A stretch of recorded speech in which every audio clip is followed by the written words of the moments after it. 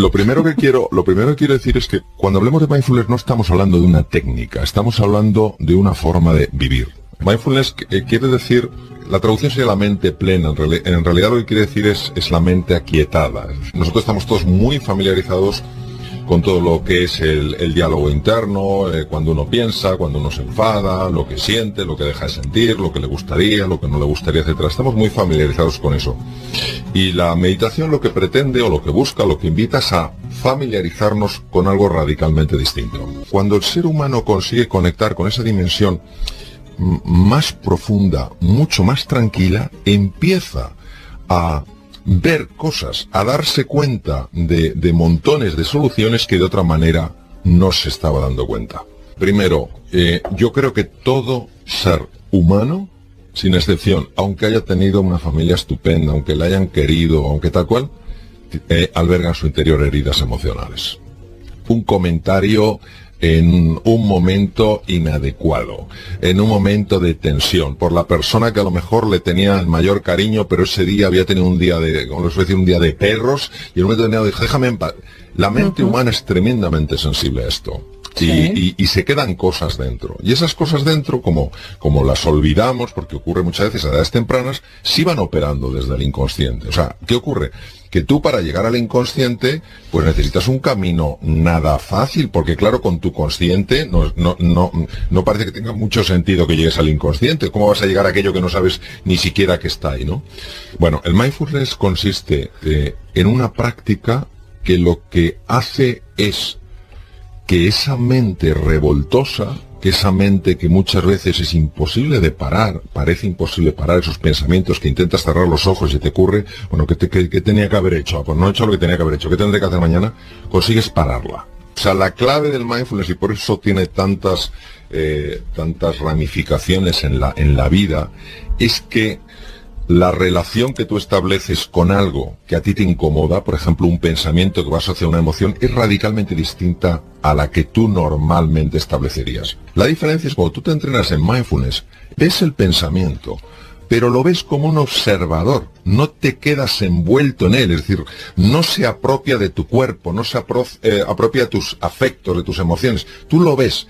¿Qué ocurre? Que al final te das cuenta de que tú no eres tu mente, de que tú eres mucho más que tu mente, y pierde poder en todo aquello en lo que está afectando. No nos olvidemos que según estudios de la Universidad de Harvard, pionera en el mundo en este trabajo, entre el 60 y el 80% de las consultas a médicos generales tienen mucho que ver con situaciones emocionales generadas por la mente. Un minuto de ira de verdad, cuando empiezas a... puede dejar, esto hay sistemas para verlo que no son muy complejos. El sistema inmune, el sistema que nos protege frente a bacterias, virus, tumores, etcétera, lo puede dejar en una situación inhibida durante 6 horas. ¡Qué fuerte! Un minuto de ira. ¿Cuál es la capacidad que hay que desarrollar? Es sencilla, pero no es simple. La capacidad de abrirse a aquello que es nuevo. ¿Por qué? De forma literal vamos a entrar en un paisaje nuevo. Entonces, un paisaje nuevo no puedes ir juzgando, tienes que ir con una mentalidad científica.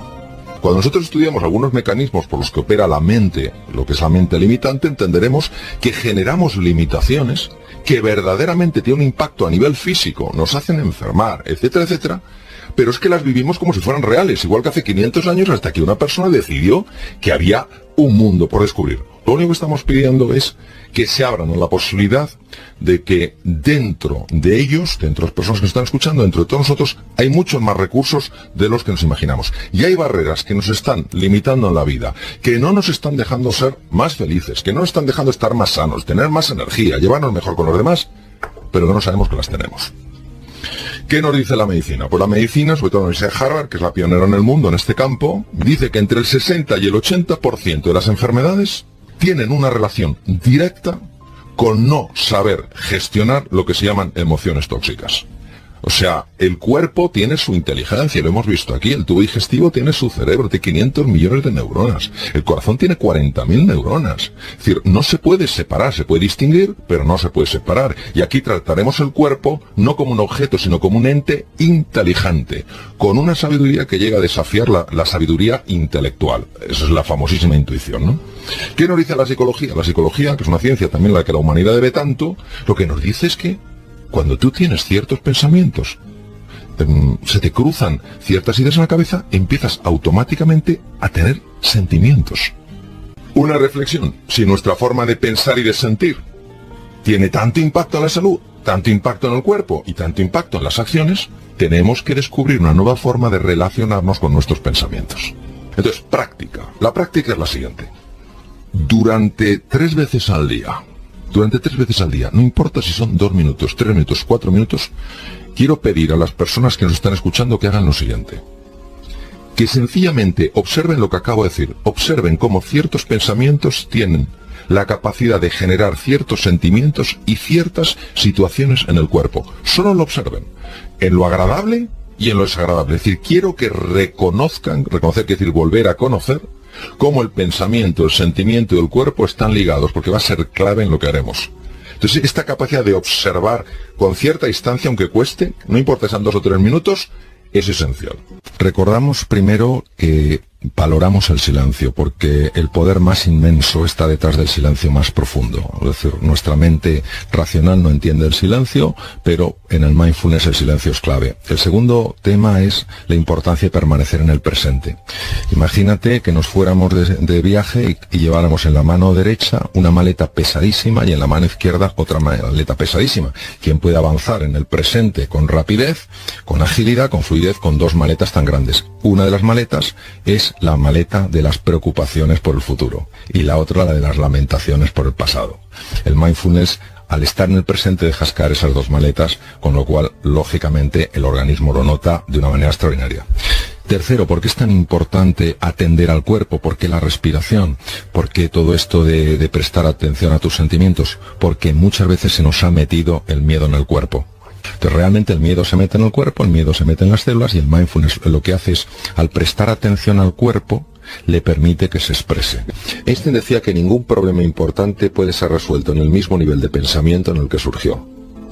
¿Qué quiere decir? Que ya estaba hablando él y otros físicos, David Bohm, por ejemplo, hablaba mucho de estos temas, ya hablaban de que si algo te parece imposible pensando de una manera, hay que cambiar esa forma de pensar. Vamos a hablar de los principios. El primer principio es: no te conviertas en juez sino en explorador. Entonces, no juzgues los pensamientos como buenos, como malos, como agradables o como desagradables. Sencillamente explora cuál es tu tendencia. La gran dificultad del mindfulness estriba en cómo tratas a los pensamientos. Cuando el pensamiento es desagradable, te lo quieres quitar de encima. Y cuando el pensamiento y el sentimiento que traes son agradables, no quieres que se vayan. ¿Y qué es lo que hay que hacer? Este es el problema. Lo que hay que hacer es observarlo. Observar esa tendencia. Darte cuenta de cómo tiendes a reaccionar dependiendo del tipo de pensamiento, de nuestra tendencia a catalogar lo bueno, lo malo, lo agradable, lo desagradable. Y yo lo que pregunto es lo siguiente: ¿no ha habido cosas desagradables en nuestras vidas que gracias a que las hemos vivido hemos conseguido aprender cosas extraordinarias? ¿No ha habido momentos difíciles a los que no hemos tenido que hacer frente, no hemos tenido más remedio que hacer frente, y por haberles hecho frente hemos conseguido descubrir cosas nuevas?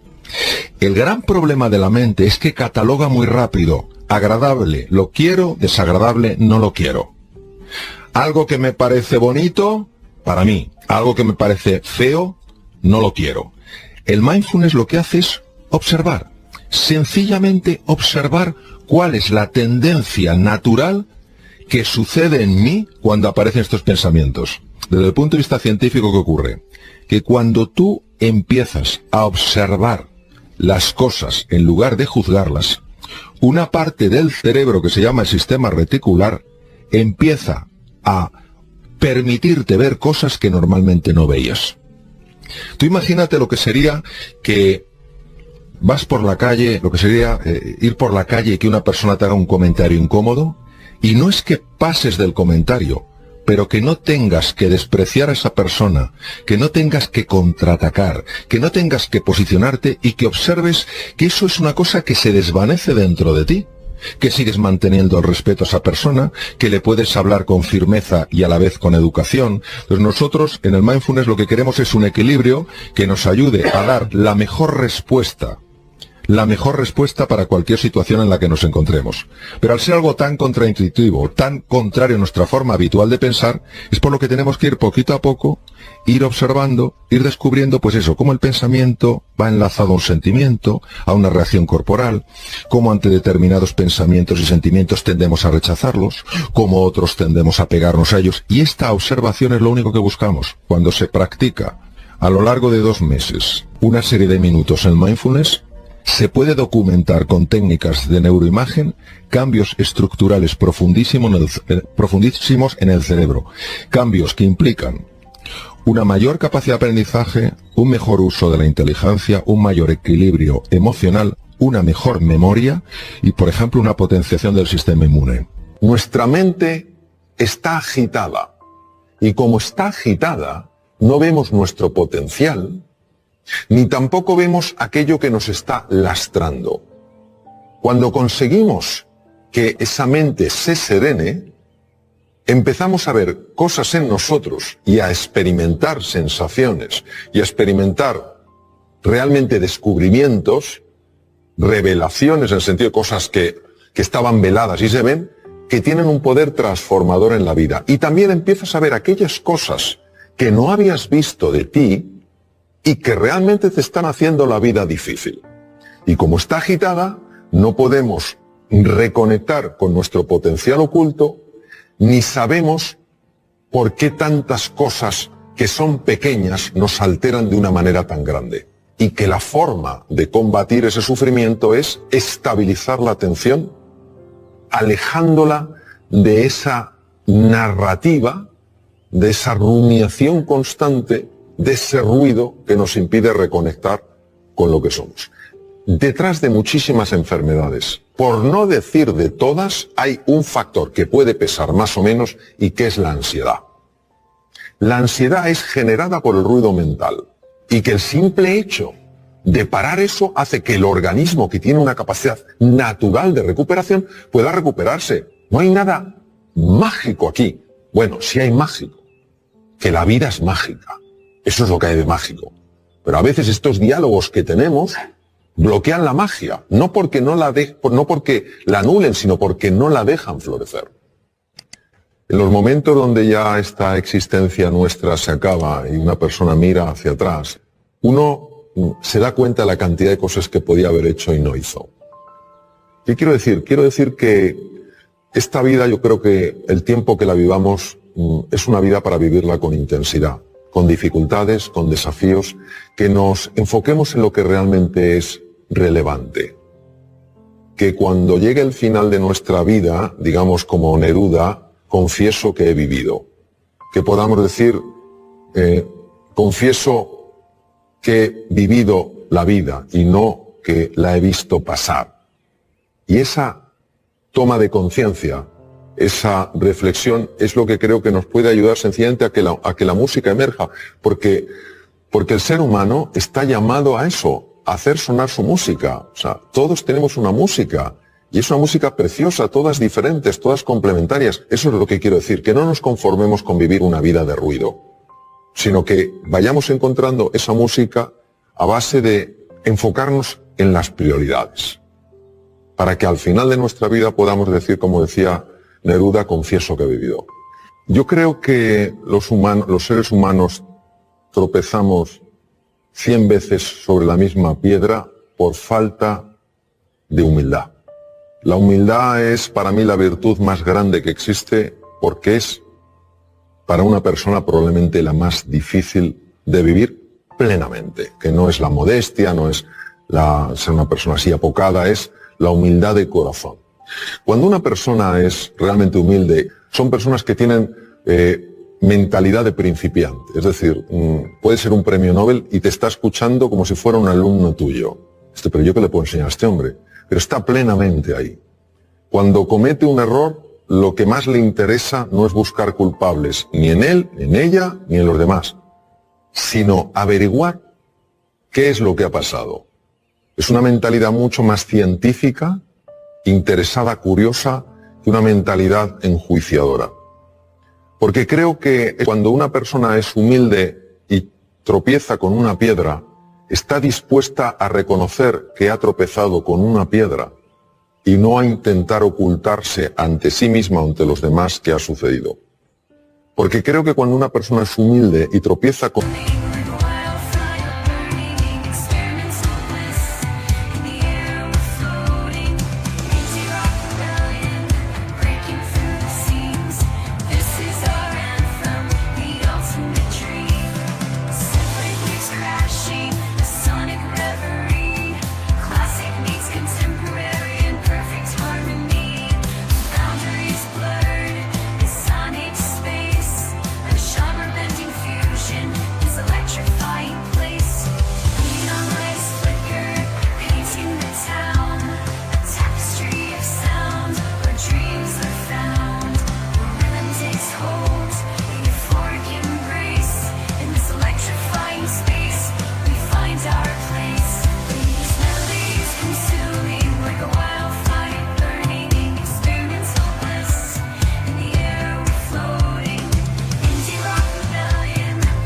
una piedra, se deja asesorar, pregunta, escucha, pide ayuda y se deja ayudar. Creo que nuestra soberbia nos mata. No queremos aceptar las cosas como son. Queremos que sean a nuestra medida. Queremos que la vida se pliegue a nuestros deseos. Por eso no fluimos con la vida. Cuando aparece algo que no nos gusta, nos preguntamos ¿por qué? En lugar de ¿para qué? Y todo eso creo que es lo que hace que nos cueste aprender. Y si yo lo llevara a una metáfora, creo que la vida se vive en plenitud cuando el que pilota el coche es la conciencia. Y en el copiloto va el ego. Pero cuando el ego es el que pilota, te puedes tropezar 100, 1000, 100.000, que nunca aprenderá. Las personas muchas veces no cambiamos no porque no se pueda cambiar, sino porque no estamos dispuestos a hacer lo que hay que hacer para cambiar. Ni tenemos el nivel de inspiración y de ilusión suficiente como para estar verdaderamente comprometidos y levantarnos después de cada caída, ni tenemos una estrategia que funcione y que podamos aplicar, ni a veces tenemos la disciplina necesaria para ir incorporando ciertas prácticas en el día a día. Cuando uno tiene la inspiración, es decir, ves una posibilidad en tu vida que dices, oye, si esto apareciera en mi vida, oye, voy a otro nivel. O tenemos una estrategia que no tiene que ser ni sofisticada ni compleja, sino sencilla. Estos son los pasos que he de seguir. Y cuando tú cada día te vas entrenando, es inevitable que se produzca un cambio en la fitoarquitectura del cerebro. Todos nosotros podemos cambiar, podemos activar genes, podemos desactivar genes, podemos crear nuevas conexiones. Entonces, nos dice la neurociencia que vivamos con pasión, con entusiasmo, que vivamos con fe en nosotros y en nuestras posibilidades, y que estemos dispuestos a llevar a cabo el entrenamiento necesario para incorporarlo, para que pase del saber al saber hacer. Y cuando uno está con personas realmente relevantes en el mundo del deporte, en el mundo de la ciencia, te das cuenta de la disciplina que ponen en su vida.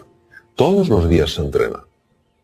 No hay un día que digan, no, hoy no me entreno. Se entrenan un poquito. Y eso es una maravillosa oportunidad porque quiere decir que nuestro pasado no tiene por qué predecir nuestro futuro. Si una persona quiere cambiar cómo ha vivido hasta ahora, lo puede hacer. Ahora necesita estos ingredientes.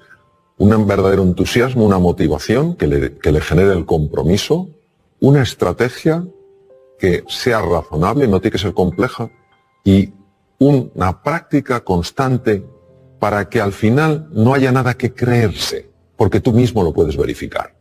El cuidado del cuerpo, de la nutrición, el hacer ejercicio físico es muy importante. La faceta mental, dormir bien, dormir suficiente es importante, es más importante dormir que comer, fisiológicamente hablando. Que la faceta mental es clave, que tenemos que aprender todos a gestionar mejor nuestra mente, a enfocarnos en lo esencial, a usar un lenguaje que nos ayude, no que nos anule, a interpretar las cosas de una forma que nos permita salir adelante, no quedarnos atascados, ¿no? Que el elemento afectivo es esencial, buscar lo positivo en las cosas, más que los porqués, los paraqués, más que los esques, pues tal vez los hayques, a lo mejor más que solo me queda, pues los aún me queda, ¿no? Todos en nuestra vida pasamos por momentos de oscuridad, momentos de dificultad, del tipo que sea, relaciones personales, temas de salud, temas de energía, temas de trabajo. Y lo importante es tener muy claro una cosa, que siempre hay luz dentro de cada uno de nosotros. Las demás personas nos pueden recordar que tenemos luz, pero no nos dan la luz. La luz la tenemos dentro. Lo más que pueden hacer es ayudarnos a descubrirla. Y cuando la luz nos ilumina, pasa algo fascinante, que es que nadie nos tiene que señalar con el dedo y nadie nos tiene que decir, oye, tienes que mejorar en esto, esto no lo haces bien, tal cual, sino que uno automáticamente lo ve. Ve tres cosas. Ve lo que se está haciendo bien, ve lo que no se está haciendo bien y ve lo que es necesario cambiar. Pero lo fascinante de cómo se ve es que se ve sin juicio. Es decir, no te sientes mal en el sentido de no te sientes juzgado, criticado, humillado, minimizado, avergonzado por ver lo que no estás haciendo bien. Te duele, te genera tristeza, pero no te genera ni vergüenza ni culpa. Es una observación sin juicio. También te das cuenta, obviamente, de lo que estás haciendo bien. Y eso te genera alegría sin arrogancia. Por verlo no te vuelves una persona pedante, no te vuelves una persona que mire a los demás con un ángulo distinto, como si estuvieras por encima y ellos por debajo, sino que sencillamente lo disfrutas, lo reconoces, pero no te salen plumas de pavo por ello. Y sobre todo, lo más interesante, al menos en mi experiencia, es que te das cuenta de manera inmediata y fulminante de aquello que necesitas cambiar. Lo que vamos a hacer es conectar con esa luz interior. No se puede conectar con esa luz interior, no se puede conectar con esa fuente de sabiduría, de creatividad, de energía, de compasión, si uno sencillamente no se da permiso a explorarlo. Si uno sencillamente no tiene interés de mirar dentro, porque cree que es siempre más interesante lo que hay fuera que lo que hay dentro. Y por supuesto, en la vida todos nos encontramos con encrucijadas. Encrucijadas donde te encuentras a lo mejor con un desierto, donde todo es igual, donde el calor es insoportable, donde la sequedad no hay quien la aguante. Y puedes hacer dos cosas, afrontarlo, hundirte, huir o atacar. Y como no estamos en el mundo de los juicios, no es lo bueno o lo malo, es que cada camino tiene sus consecuencias. Entonces, obviamente no todo lo que se afronta puede ser superado. Nada de lo que no se afronta puede ser superado. Lo digo también porque, igual que muchas veces se nos vende la idea, una idea que construimos entre todos, de que la gente que consigue grandes retos es gente especialmente dotada, con una formación que otras personas no tienen, títulos académicos, etc. También estamos muy obsesionados en buscar la seguridad siempre. Todo tiene que ser controlado, todo tiene que ser familiar, todo tiene que ser manejado. ¿Y si esto fuera un error que se paga de forma muy seria? Entonces, tenemos que entender que en la vida no hay seguridades, solo hay una, todos la conocemos, el resto jugamos con opciones, jugamos con oportunidades, no jugamos con certezas. Se habla mucho de la importancia del sí, del sí, del sí, del sí, que está muy bien. Hoy voy a hablar de la importancia del no. Voy a contaros una serie de cositas pequeñas en relación al no y la importancia de incorporar el no a nuestra vida. Obviamente está el sí a los sueños, el sí a los retos, el sí a la ilusión.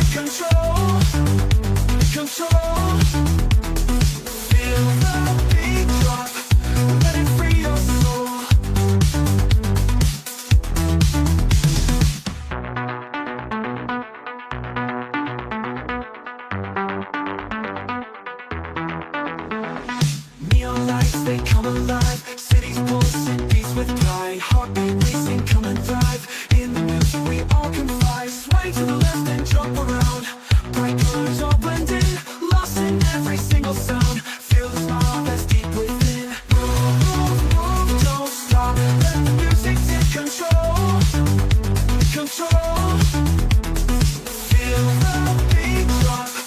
Let it free your soul.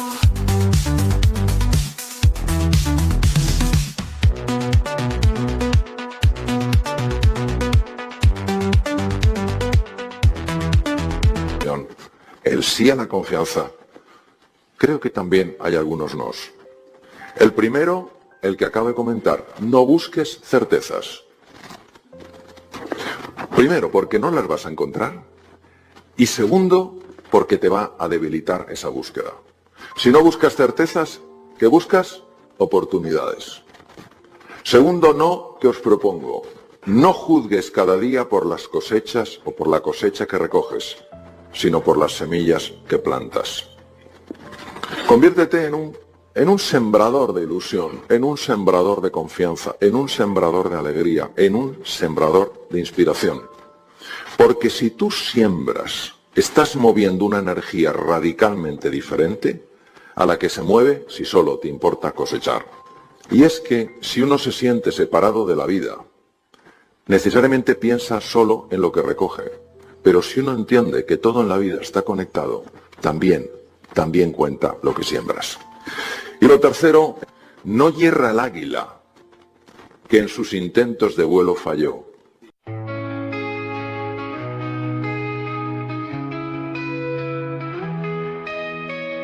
Lost in the rhythm of the wind, strings whisper secrets to my soul.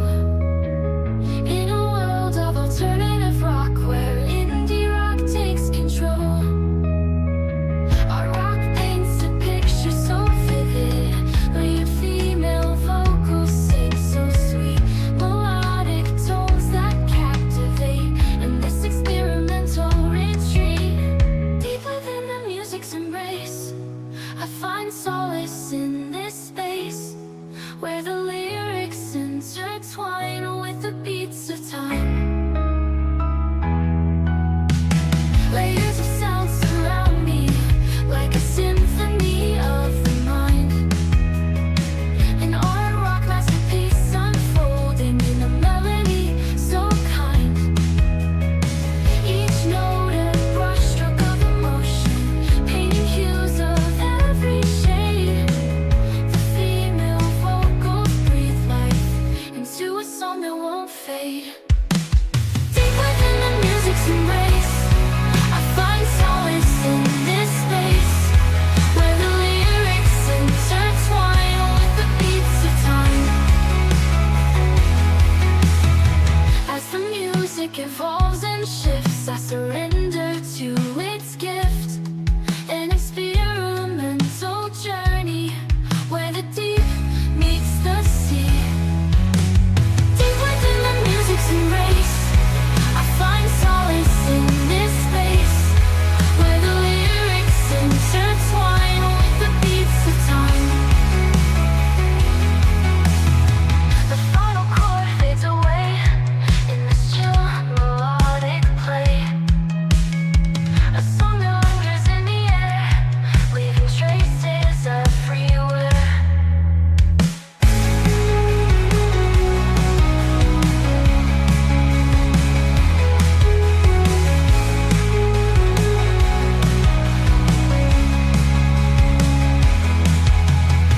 Layers of sound surround me, like a symphony of the mind.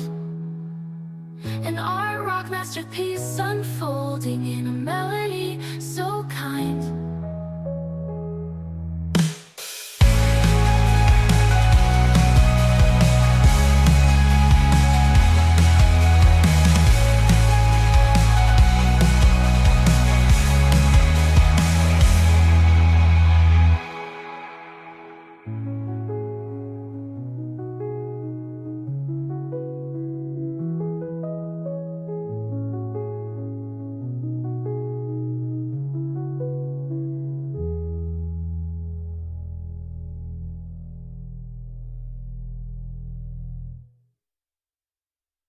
Sino aquella otra que por miedo a errar jamás voló.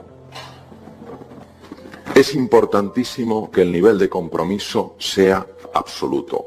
¿Por qué es tan importante ese nivel de compromiso? Porque va a haber obstáculos en el camino. Va a haber gente que te va a mirar y va a decir, pero ¿tú a dónde vas a llegar? Te vas a mirar en el espejo y te van a entrar las dudas. Te vas a ver como gato y no te vas a ver como león. Lo que te va a aguantar es el nivel de compromiso. Cuando tú estás encendido, encendida desde la ilusión, desde la pasión, desde la fe en tus posibilidades, desde tu confianza absoluta en la vida, inevitablemente el sistema límbico empieza a activar distintas estructuras. La primera, el lóbulo frontal, que hace que empieces a pensar, a elucubrar, a crear, a imaginar cosas que previamente ni se te habían ocurrido. Encuentras ante los desafíos que la vida te presenta opciones que ni siquiera te habían pasado por la imaginación. ¿Por qué? Porque el lóbulo prefrontal es el director de orquesta de todo el cerebro y se encarga de que los músicos, que son las distintas neuronas del cerebro, al unísono empiecen realmente a mostrarte cómo fabricar, cómo encontrar un camino. Un error me parece ponerse a hacer cosas para tener ciertos resultados y ser alguien importante, reconocido, valorado. Creo que está totalmente invertido el esquema. Creo que el esquema que funciona es radicalmente distinto. Hay que darle la vuelta. Si tú trabajas tu forma de ser y de estar en el mundo, tu forma de actuar, lo que tú expresas, lo que tú comunicas, lo que tú reflejas, cómo tú te mueves, cómo tú hablas, cómo tú miras, ha sido cambiado radicalmente por este trabajo que has hecho para conectar con lo que de verdad vale más la pena dentro de ti, la luz que hay dentro de ti. Entonces, es una cosa curiosa. Donde antes no había más que lucha, ahora es un fluir. Es como si las cosas salieran solas. Y acabas teniendo ciertas cosas, accediendo a ciertas posibilidades que para ti previamente eran inimaginables. Esto la mente racional no lo puede entender.